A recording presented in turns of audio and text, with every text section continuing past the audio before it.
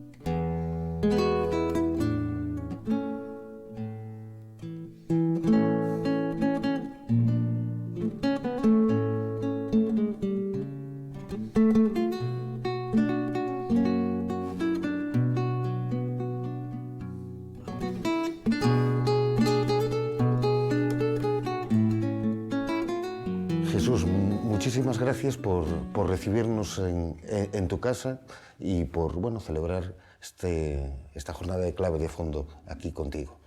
Vivimos tiempos realmente turbulentos en lo económico. Parece que el mundo se cae, ¿no? Hombre, yo creo que si fuésemos capaces de retrotraernos 150 años, probablemente dirían lo mismo que estamos diciendo ahora.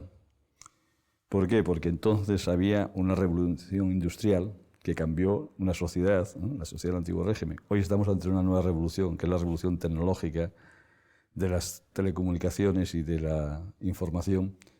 Además es una revolución de onda larga que obviamente va a cambiar el mundo. Es decir, igual que el mundo de la revolución industrial hizo la transformación hacia la sociedad burguesa, hacia los problemas y conflictos de las clases trabajadoras, etc., estamos en un mundo donde la tecnología ha permitido la globalización económica y tecnológica, y eso es indudable que ahí hay una tensión de fuerzas que acabará cambiando las instituciones.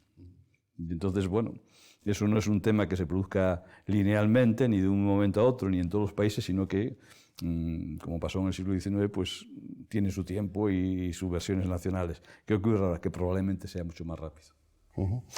La globalización trajo cosas muy buenas, efectivamente, pero también efectos indeseados, ¿no? En un artículo reciente que leí tuyo, hablabas que la globalización también se podría frenar, ¿no? Bueno, lo que pasa es que la globalización tiene mala prensa porque ha dado lugar al sufrimiento de muchos millones de personas en el mundo. Tiene efectos positivos.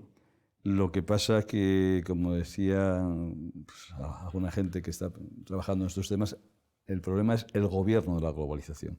La globalización económica hoy en día no tiene reglas. Los gobiernos, desde el punto de vista del Estado-nación, que surgió como consecuencia de la revolución industrial, es algo inoperante en estos momentos.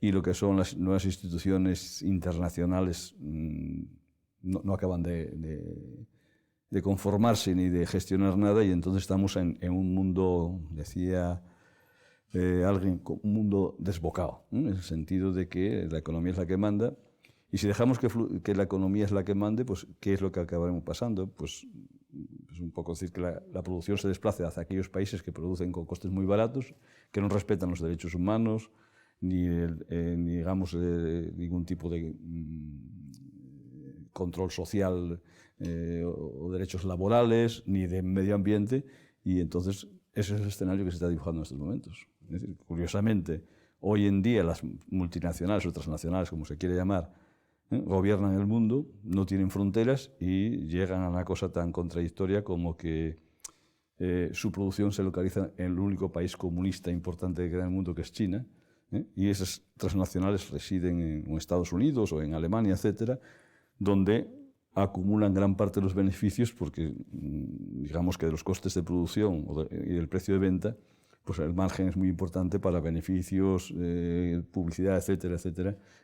Y entonces es curioso, es decir, que utilizando un ejército de reserva en China, que todavía existe, de más de 400 millones de campesinos dispuestos a trabajar por lo que fuese, al precio que sea, pues digamos que estamos ante un nuevo ejército de reserva. Yo titulaba ese artículo en la tierra plana, porque hoy, lo decía un periodista americano, para hacer relación, es decir, hoy no hay fronteras desde el punto de vista tecnológico y se puede mandar un trabajo de una parte a otra del mundo pues en segundos, con lo cual, ¿qué tenemos? Que hay el flujo continuo de trabajo. Es decir, hay actividades en estos momentos, empresas que nunca paran, porque cuando se hace de noche en un sitio, trabajan en otra parte del hemisferio. Menuda paradoja que señalabas tú en ese artículo, ¿no? ¿Qué pensaría Marx? Sí. Hombre, probablemente Marx no entendería nada porque Marx entendió y estudió una sociedad que ya no existe, que es la sociedad burguesa. El problema del marxismo, en muchos casos, fue que algunos marxistas fervientes, como pasa siempre, lo utilizaran casi como una religión que predecía cualquier futuro. Marx estudió y predijo y analizó una sociedad determinada. Lo que sí ocurre es que la herramienta marxista como método de análisis sigue siendo vigente, en el sentido de que las bases materiales de una sociedad, la tecnología, condicionan indudablemente las estructuras sociales y políticas de esa sociedad. Lo que pasa es que no está escrito qué es lo que va a generar como sociedad esta revolución tecnológica. Y lo que está claro es que esta revolución tecnológica nos afecta también a los asturianos, por mucho que intentemos vivir en una burbuja, en una atmósfera que tú conoces bien, ¿no? Hombre, el tema es que en Asturias seguimos pensando de que las infraestructuras preponderantes y principales son las del cemento, es decir, las autopistas. Yo escribí y empecé a hablar en algunas conferencias hace pues, más de 15 años, en el año 95, 96, cuando el acceso a Internet era muy minoritario, de que lo importante en Asturias no eran ya tanto las autovías, que sí son importantes, porque siempre es mejor tener una buena carretera que acorte los tráficos, pero que pasaba a ser una forma fundamental de relacionarse con el mundo eran las autopistas de la información. Y que, por lo tanto, la conexión a Internet, la banda ancha, el que Asturias no repitiese errores del pasado, de que parte de su territorio quedase fuera de esa corriente, como pasó con el teléfono, es decir, las zonas rurales eran un tema importante. Fue un debate que no fui capaz, reconozco, de tener ninguna relevancia y se siguió discutiendo pues, los retrasos de la autopista del Cantábrico, es decir, el AVE, etcétera, etcétera. Yo creo que Asturias tiene que cambiar en ese sentido, tiene que pensar hacia dónde va. Yo me acuerdo bastante estos días de alguien que falleció, Santiago Carrillo, recientemente, de un libro que leí, me dejó un amigo en aquellos años, pues habrá más de 40 años, que se titulaba, era de rodo ibérico, obviamente estaba prohibido, que decía, después de Franco, ¿qué? Y lo que hay que preguntarse aquí, después de la crisis, ¿qué? ¿Hacia dónde va Asturias, por ejemplo, o España, o Europa? El problema de Europa es un problema complicado, el de España también, y el de Asturias, por supuesto. Entonces, lo que tendríamos que prever más allá de los ajustes, es decir, bueno, y cuando vayamos saliendo, que se supone que alguna vez saldrá, esto no, hacia dónde caminamos como estrategia regional. Y yo creo que ahí, en mi modesta opinión, hay que dar un giro de 180 grados, es decir, dejar de mirar hacia el Pajares, como salir a Castilla, dar la vuelta y girar hacia el mar. Es decir, yo creo que lo más importante en Asturias es abrirse al mundo a través del mar. Tenemos 300 kilómetros de costa, algunos puertos importantes y, digamos, es la posibilidad de conectarse.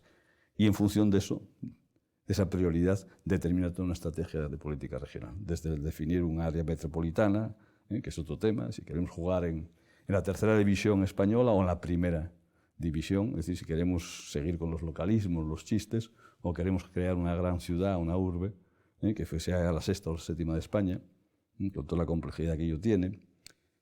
Tenemos que ver otro tema, es decir, qué visión tenemos de Asturias como territorio, en esa dualidad zonas rurales, zona central. Y creo que hay que delimitar una segunda políticas de reequilibrio regional de segunda generación.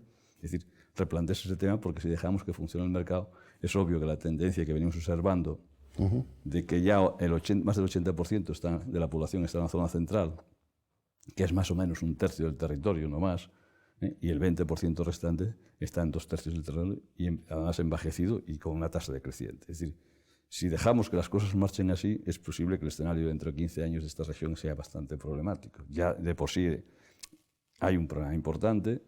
Somos una región que está decreciendo desde el punto de vista demográfico, la más envejecida de España, y con una masa como mercado regional muy pequeña. Es decir, nosotros tenemos que abrirnos al mundo. Es decir, el mercado regional de 1 millón de habitantes no da para nada desde el punto de vista económico.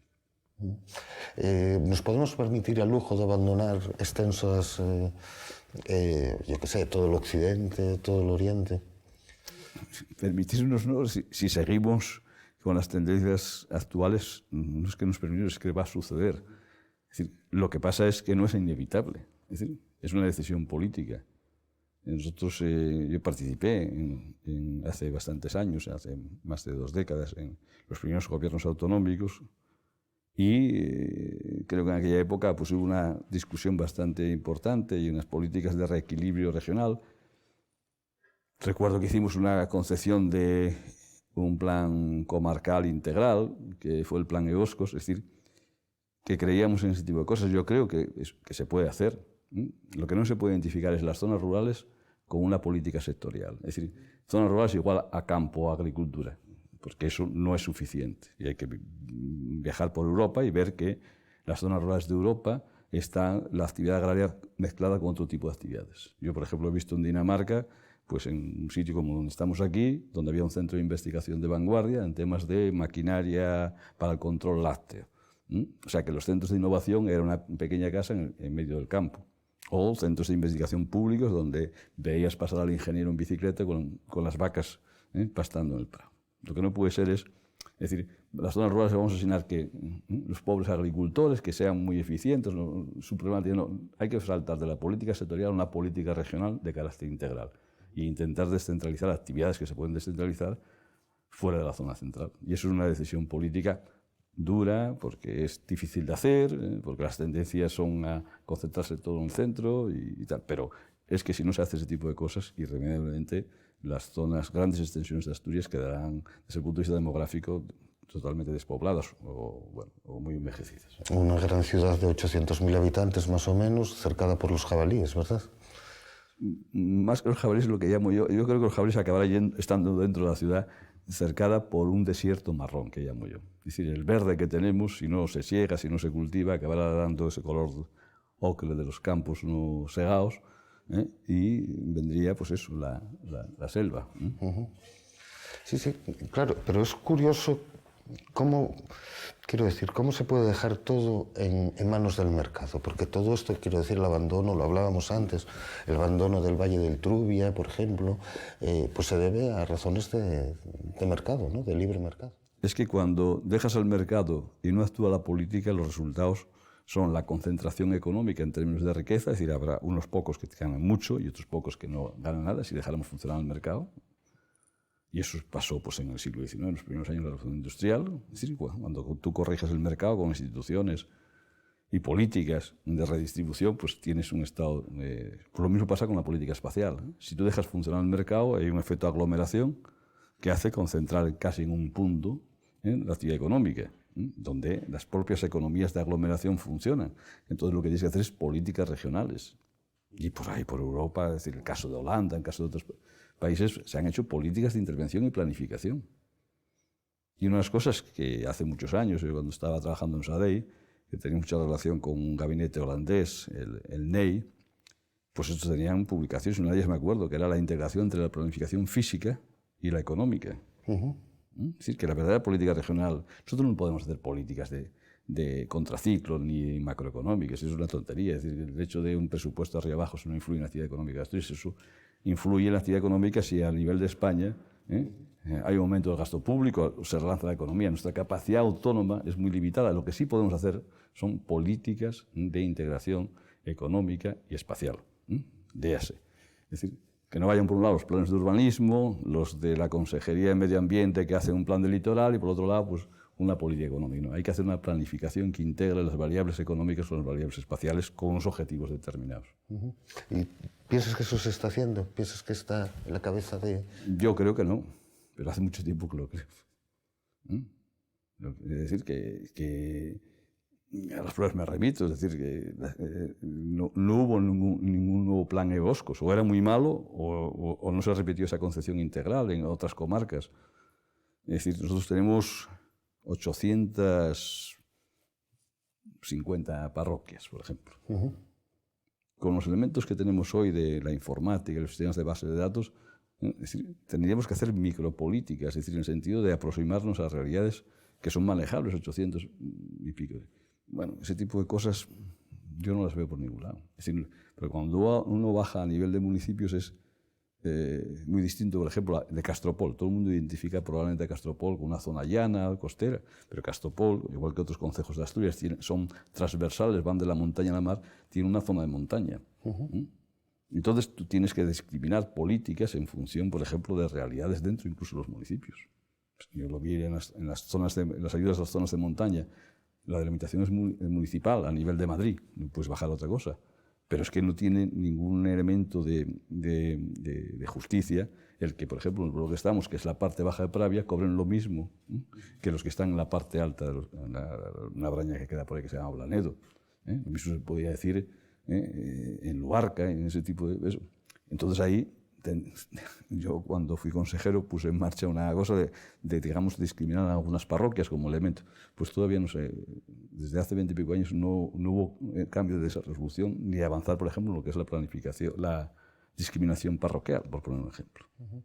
¿Y qué piensas de esa? Bueno, en Asturias existen demasiados concejos, se deberían juntar. Sí. Pasa que, pero claro, esa historia de juntas, vamos a ver. Claro, porque... Primero, es decir, no se puede hacer una fusión o reunificar municipios, que sí hay que hacerlo, sin un tema fundamental que no se estaba haciendo, que es el diseño de la administración regional desde el punto de vista periférico. Es decir, queremos una administración tal como tenemos centrada en Oviedo, que es lo que ha pasado después de 20 años de autonomía. Es decir, se recibieron las competencias del Estado, pero la concentración fue en Oviedo. O queremos distribuir esa administración al servicio de los ciudadanos en el espacio. Entonces hay que diseñar primero la administración regional en el espacio y en función de eso hacer un tema de unificación de municipios. O sea, no se puede hacer de forma independiente. No se puede hacer qué municipios hay que reunir ni qué servicios hay que agrupar a nivel municipal sin tener en cuenta si la Consejería de Cultura o de Bienestar Social, o como se llame, los servicios sociales, va a tener una oficina o no en Luarca o en Ribadeo. Entonces hay que articular ambas cosas a la vez. La globalización, uno de los efectos que trae es la deslocalización, ¿no?, de las empresas. La última noticia que tenemos es que Suzuki pues, se lleva su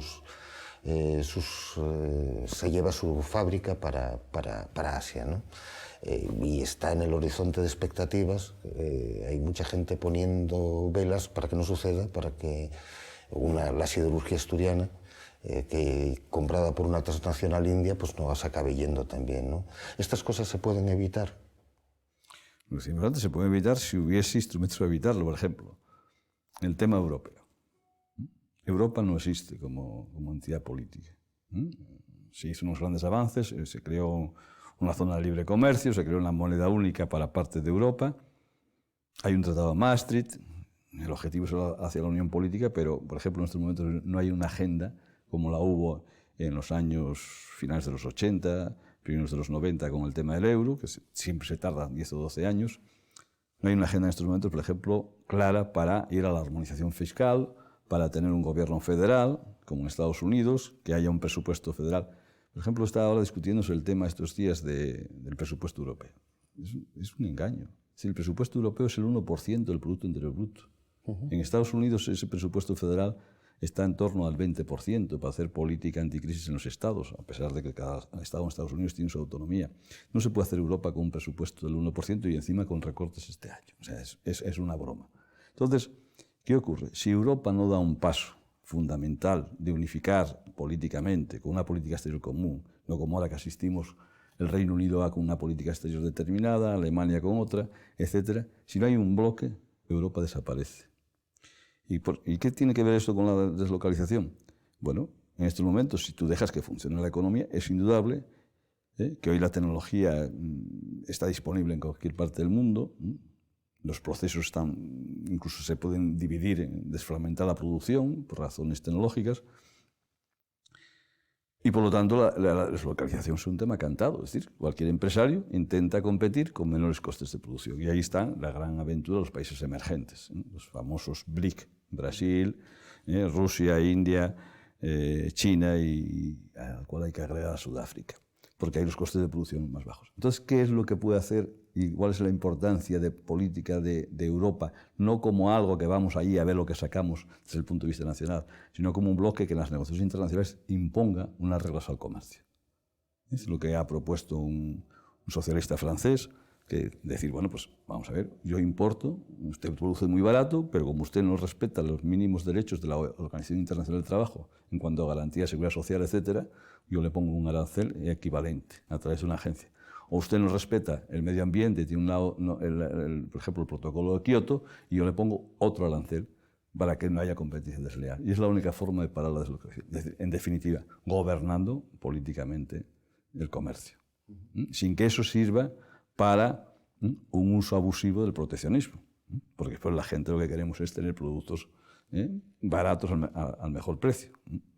Es decir, hay que regular, en definitiva, gobernar la globalización. Pero si no se gobierna tal como está ahora, es indudable que la deslocalización va caminando. ¿Qué pasa con la industria siderúrgica? Pues en el momento que se vayan amortizando las instalaciones y a la familia Mittal le interese más cerrar Asturias, y como tienen casi un monopolio a nivel internacional de la siderurgia, pues buscará una localización donde el coste de producción y se quedan tan pachos, porque incluso esas transnacionales, digamos que cuando están localizadas en un territorio, tienen una cierta sensibilidad, pero cuando son una industria transnacional, cierran esto y se quedan tan frescos. Entonces, es decir, volvemos a lo mismo. Es decir, la globalización en sí misma puede ser positiva siempre que se gobierne y siempre que ello no suponga una explotación de millones de personas tal como está ahora. Es decir, claro, nosotros hay contradicciones tan importantes. Es decir, vemos a deportistas famosos con una gorra que se la cambian así y que cobran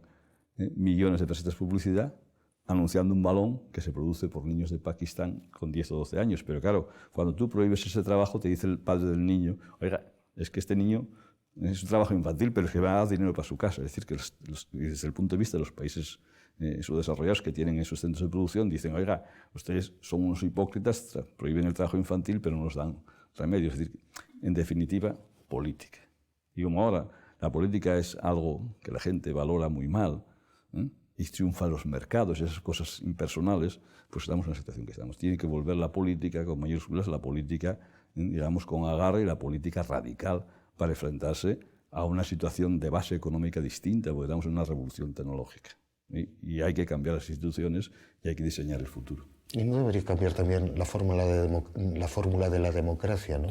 Porque recibimos la información inmediatamente y tardamos 4 años en decidir, ¿no? Sí, claro. Es decir, que una de las cosas que no van a tener mucho sentido en los próximos años. Lo que pasa es que las instituciones, a lo largo de la historia, siempre se van, digamos, retrasan los cambios. Es decir, ¿por qué? Porque es pérdida de poder. Yo he vivido en la administración pues, el tema de la informática en los años 90, donde pues, muchos titulados superiores no querían la informática porque perdían el poder, digamos, de saber, de tener un conocimiento superior, porque cualquier persona joven llegaba con un programa de ordenador y manejaba con un portátil lo que ellos llevaban antes haciendo por otros métodos.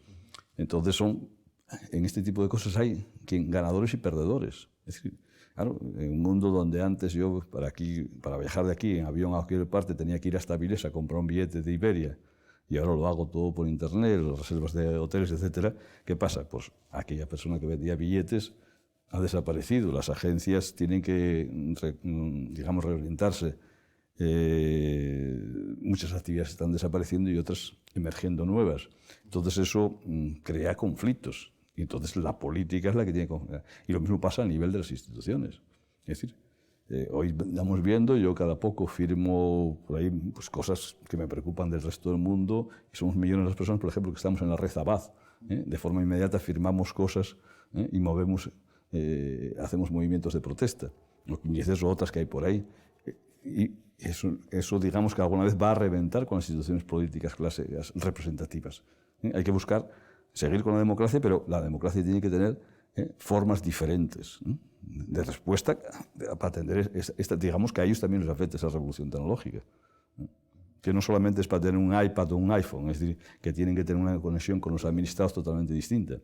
Y eso tiene bastante que ver con la representación política. Y hace poco tiempo aquí en Asturias existía un tema, yo perdí la pista, así como está la situación, de si debían suprimirse las 3 circunscripciones y quedar una sola. Yo estoy en contra de eso. Es decir, yo en vez de 3 debía haber más, debía haber diputados de distrito, que el diputado tuviese una relación con sus electores. Un poco lo que pasa en Inglaterra. Y aprovecharse las nuevas tecnologías para que los electores le planteasen sus quejas y eso es una interacción continua. La política no puede hacer cosas distintas de lo que hacemos en la vida diaria. En la vida diaria lo que hacemos es, con el acceso a Internet, pues cosas que son totalmente distintas a lo que hacíamos antes. Y entonces eso tiene que reflejarse en la actividad política. ¿Y no te da la impresión que aquí en Asturias, que volvimos con las circunscripciones, que los debates políticos efectivamente están muy alejados de los problemas reales de los ciudadanos? Yo es que no sigo mucho la política del día a día en Asturias, pero bueno, tengo la percepción de que estamos un poco perdidos con la crisis. Por ejemplo, lo que volvíamos antes, el tema, es decir, yo creo que para bien o para mal tenemos un puerto de Musel y un puerto en Avilés. Tenemos un problema ahí que llegamos tarde a lo que son los tráficos generales de contenedores, el tema tal, pero bueno, hay una inversión ahí fuerte que se ha hecho, que yo probablemente no lo hubiese hecho, pero bueno, está hecha. Pues debía ser la prioridad en los próximos años y girar toda la política regional en función de lo que decía antes, de las salidas y entradas al mar. Es decir, en Rotterdam no es que el puerto de Rotterdam, que es de los más importantes de Europa, no es que los holandeses exporten por ahí, exportan, pero importan también. Y eso crea actividad. Y para crear actividad con el puerto del Musel tienes que cambiar la gestión, etcétera, y rentarlo, de forma que un empresario en Asturias no tenga que ir a Bilbao para importar la maquinaria o a Vigo para sacar la leche en polvo, por poner los ejemplos que ocurrieron en su momento. Y segundo, tienes que crear una área logística, que es la Zalia, pero que ahora parece ser que como hay crisis, pues en vez de una autovía de acceso, pues va a haber un ramal solo, o que los accesos al puerto del Musel están todavía sin hacer, debían ser prioritarios, y prioridad significa hacer eso y no hacer otras cosas. Y pues el tema del ferrocarril por Pajares, para mí más importante que el tema de los viajeros, y si es un AVE de primera, segunda, tercera, que son las polémicas estériles de esta región, es que el ferrocarril sirviese para que lo que entre por el puerto del Musel pueda distribuirse rápidamente a cualquier punto de España. Y esa sería la prioridad. Y no el tema de si hay 2 estaciones en Asturias o 3, que podía resolverse el tema con una llegada a Pola Lena, de momento, según la situación, a un aparcamiento, y allí nos podemos ir a través de cercanías o a través de coches y salir con una... O sea, esos son debates... Evitaríamos un desastre ecológico, entre otras cosas. Sí, ¿no? Bueno, sí, que ya además no hay sitio. Aparte que es carísimo hacer una nueva... Bueno, claro, después además plantearía el tema de si una estación, ¿dónde? En Gijón, otra en Oviedo. Oiga, que este no es un tren y en Mieres también, y pues saldrían los de Lena. Oiga, que no, que este es un tren rápido y que donde te sientas es para, en 2 o 3 paradas, llegar muy pronto al destino, que no es un tren de placer. Pero, bueno, y además te ahorrarías el tema de plantearte una infraestructura carísima por un sitio que no hay sitio físicamente. Y sobre todo un tema que hay que pensar, que cualquier ciudadano del norte de Madrid, cuando va a coger el AVE a Atocha, tiene más distancia que desde Oviedo Gijón a Polalena.